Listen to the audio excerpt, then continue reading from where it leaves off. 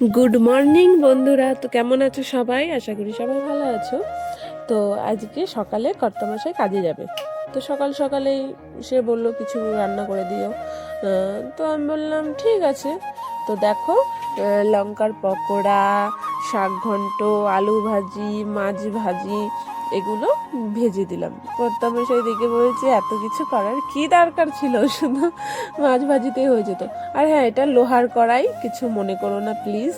দেখো আমার মেয়ে কর্তামশাই খেয়ে বলছে ওয়াও, আমার মেয়ে তো লঙ্কা পকোড়াটা পছন্দ করে, এমনি ঝাল খায় না।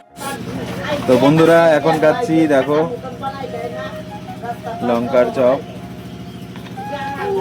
দেখতে পাচ্ছ। তুমি খাবে না? হা করো। কেমন কেমন লেগেছে? কত ভালো, হাত দিয়ে দেখিয়ে দাও। ওয়াও,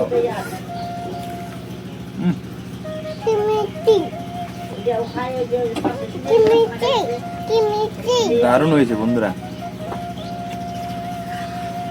ভাত রয়েছে, তার সাথে মাছ ভাজি, তার সাথে শাক।